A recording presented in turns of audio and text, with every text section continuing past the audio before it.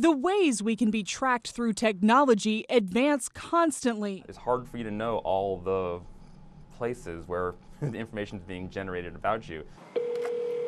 But privacy advocates say it shouldn't have taken an information leak for Americans to learn just how widespread government surveillance is and the legal justification it uses to carry out that surveillance, like when it asks major phone service providers like Verizon to turn over its clients' phone records, all in the name of national security. They reveal who we talk to and when we talk to and who we talk to the most. Giving Big Brother a legal peephole into your circle of contacts. The Electronic Privacy Information Center, or EPIC, this week filed an emergency petition with the Supreme Court.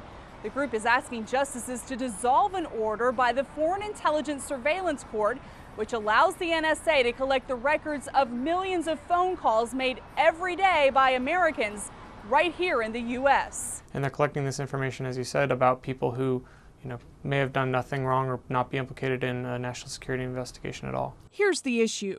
The Foreign Intelligence Surveillance Act, known as FISA, includes language that allows the government to collect business records, in this case, Verizon's. But the law says the records must be relevant to a national security investigation. The problem is in interpreting that law. A secret FISA court is in charge of approving what records the government can collect. And that court is reportedly defining the word relevant very broadly in terrorism cases. So much so that experts say the government can gain access to virtually any electronic information. The specific files requested have to be relevant to a specific investigation. Whereas what's happening right now is bulk collection of all call detail records of Americans under the theory that at some point in the future they may become relevant to some investigation. The sheer overcollection of information on Americans right there is troubling because it's hard to see how that complies with existing law and constitutional restrictions.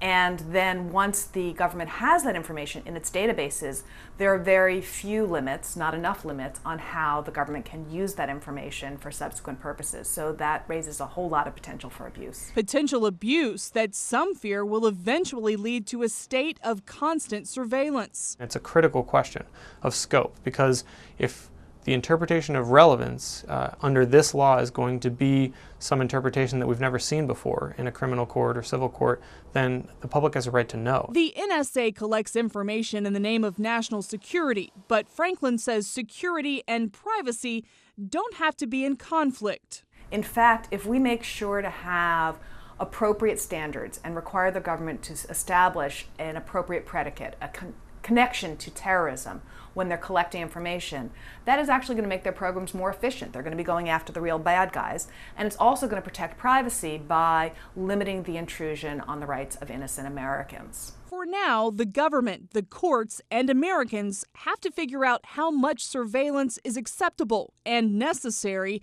in the name of security. Jennifer Wishon, CBN News, Washington.